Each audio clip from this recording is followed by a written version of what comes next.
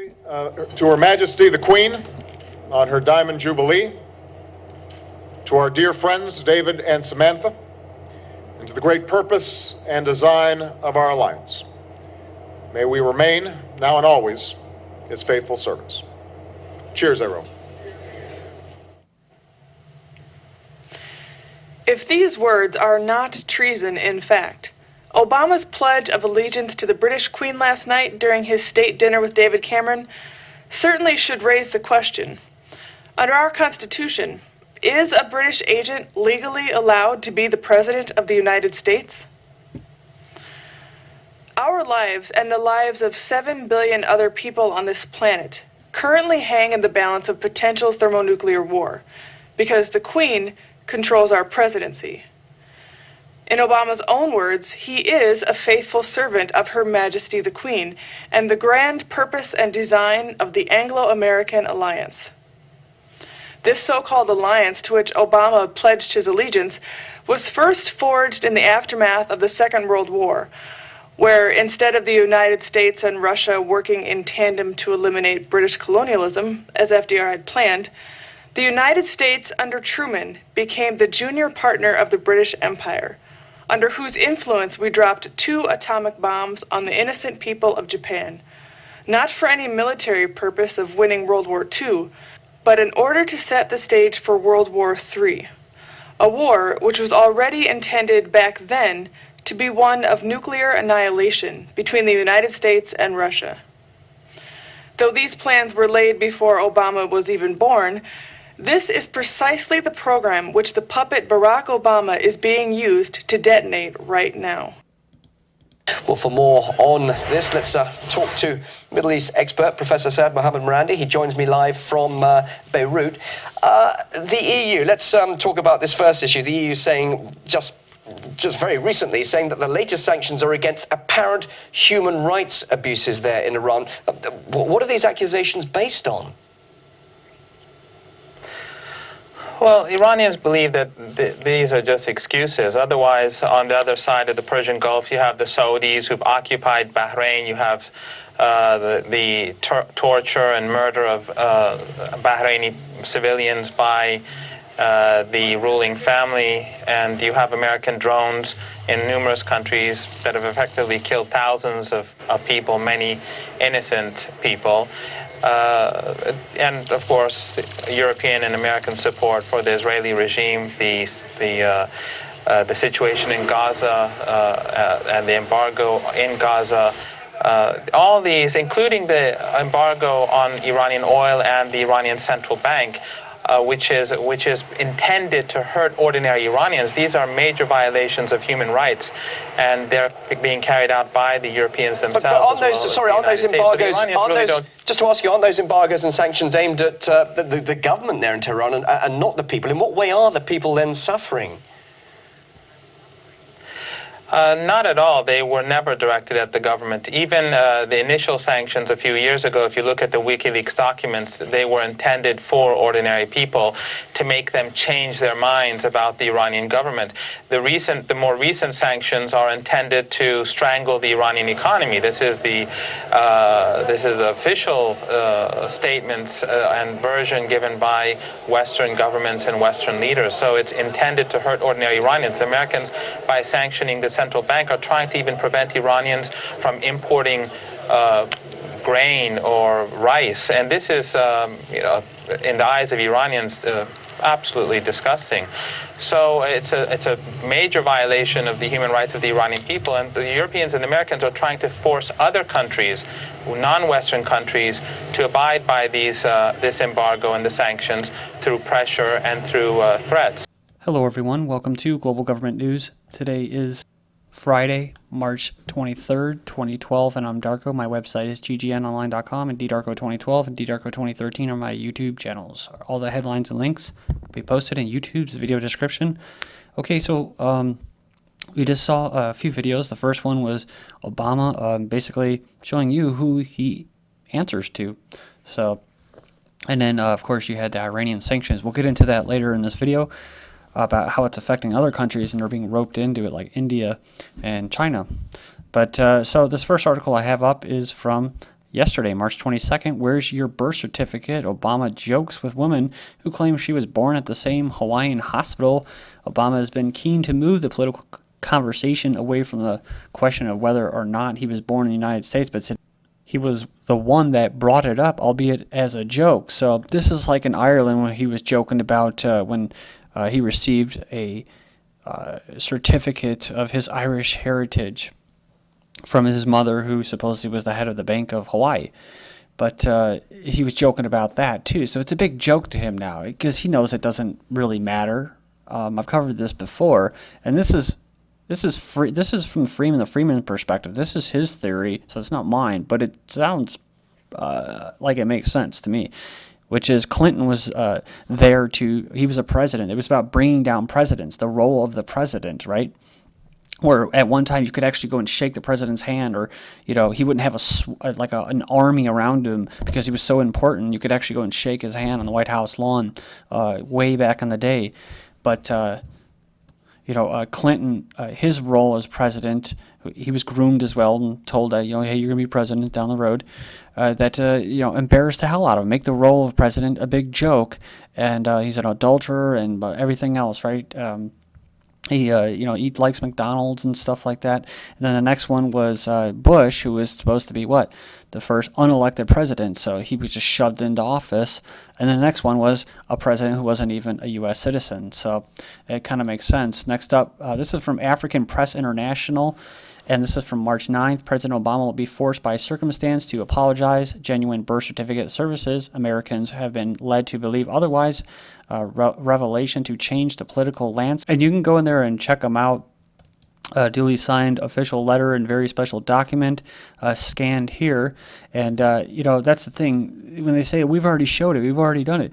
Well, according to the sheriff in Arpaio, whatever, he says that it's only a digital copy. There's no actual hard copy of a certificate. And, he was back before the whole electronic era. So, I mean, there should be a hard copy, right? Like everybody else. It says, we the people demand a full-scale investigation into the eligibility requirements of President Obama to be president and to run again for a second term. 22,698 letters and emails sent so far. You can go into petition to Congress. I'll post a link so you can go in there and do that. I did it before I started today with the videos, so we'll see, right? I had the CEO of the corporation, Kony, to be hunted down. It's like, if I'm going to have a puppet, a sellout puppet representing me, damn it, I want him to be an American puppet, right? Kony to be hunted down by 5,000 soldiers. So here we go. Officials say the African Union will send 5 grand soldiers to hunt for the rebel leader Joseph Kony in a mission officials describe as necessary to remove the Lord's Resistance Army from Central Africa. And we have this article up here from March 9, 2012. Kony, Ugandan, says he's already dead. Is the movement a sham? It says the Stop Kony movement on Facebook, Twitter, YouTube has gotten a lot of traction lately. Well, actually, it's lost a lot just in that short period of time, especially the guy who's promoting it was caught for being out nude in public or something like that. So they're losing credibility, but the Human Rights Watch is still supporting this.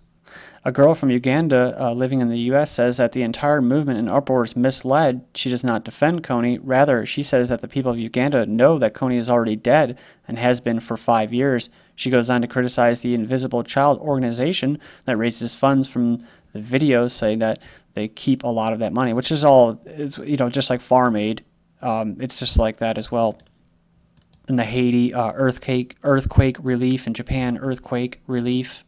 Next up, we have Joseph Kony, America's pretext to invade Africa. U.S. Marines dispatched to 5 African countries. It says a hidden agenda in Uganda, Central Africa, and Horn of Africa is the conquest of oil and strategic mineral resources. And going after Kony and protecting Ugandan children is a cynical smokescreen.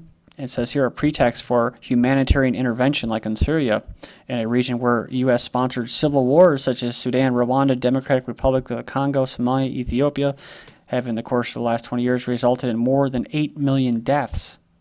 So there's also troops in Somalia to fight al-Shabaab, but also sending of Marines to Africa is upheld as part of a new special purpose Marine Air Ground Task Force based out in Sicily, which will dispatch small teams of Marine forces throughout the African continent. The initiative was launched in 2011 as part of an effort to prepare African militaries to conduct counterterrorism operations. So this kind of shows you how the military and why they're doing it is scaling down their troop levels and just basically having the special forces, because this is what they're going to be doing, right? All in the name of fighting piracy or terrorism. But really what they're doing is they're just doing the same thing that they were doing before, is going around and stealing resources. So you can go there and check it out. Links will be posted. Africom report combating Chinese economic encroachment in Central Africa. And it goes on there and talks about the British Empire and a manifesto of Cecil Rhodes. The pursuit of treasures on the hopeless continent has demonstrated the expendability of human life. And these people are usually exploited by these big organizations, and they're usually left out to dry afterwards as far as helping them with all these aid reliefs and stuff like that.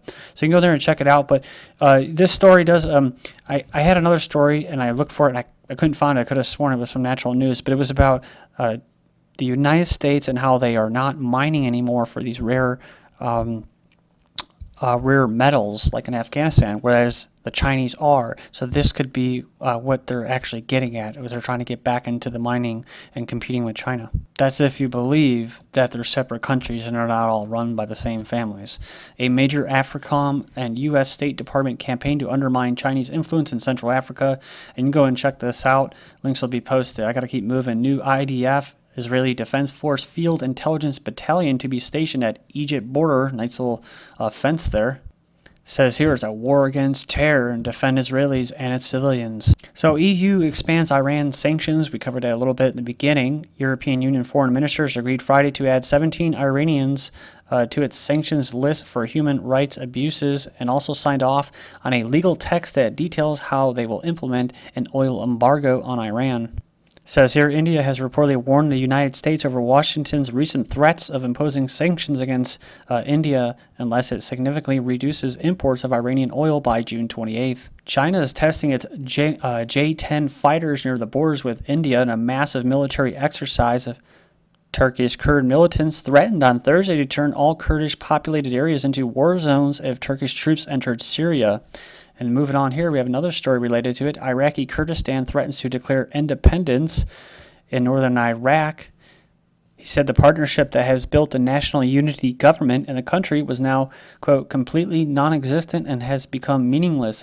Then the United Nations says 1.3 million people are still homeless from the Iraq conflict, and that's right. It says here that Iraq, the puppet regime for the West, has not taken enough steps to help the homeless go back to their dignified lives. So this is after the West attacked a sovereign nation and basically threw them back in the Dark Ages, and they're going to blame them. So it says here, Russia, China to join UN Council and call for Syria peace. But I wouldn't consider this 100% factual, because I've said this before, and then Russia just backs out again. But that's if you think that there's different countries or companies, that they're not all one. Syrian rebels form military council to conduct terrorist operations around Damascus, and then Pakistanis protest against reopening of U.S.-led forces supply routes, but they're not going to have too much luck because they have a puppet government there in place. It's going to allow the U.S. to drone bomb their people. Because what? They're getting food aid. They're getting aid. Then to South America, Peru cancels visit by UK naval frigate over Malvinas Islands. Says Peru has canceled a visit by the British Navy frigate planning to dock on the country's port to show support for Argentina's claims of sovereignty over the islands. Moving on, Bolivian president threatens to shut down U.S. embassy. He says he will shut it down if Washington continues to interfere in Bolivia's internal affairs. If the U.S. embassy continues bothering Bolivia, as it is doing now, then it is best we close the United States Embassy in Bolivia because we are anti-imperialist, anti-capitalist, and anti-neoliberals, Morales said on Sunday. The pork-eating crusader patch is a huge hit with the troops in Afghanistan who are actually accepting the term infidels, which translates to one without faith. When I first saw this article, I was thinking, well, maybe they made these patches because that's how they want to be seen, and they're actually joking because they don't want to be seen like that, but it's weird because they are actually fitting that description. The police taser a man who's sitting on his porch after shots were... So he resisted when he was confronted by police and was charged with discharging a firearm and assaulting a police officer. So this man was drunk in public, and then they arrested him, threw him in a mental health place, and then when he left the hospital, police confronted him and said he was quite agitated, so they tased him. Alabama police kill an unarmed mental patient with a taser. but they dedicate their lives to protecting and serving your community. Thank you.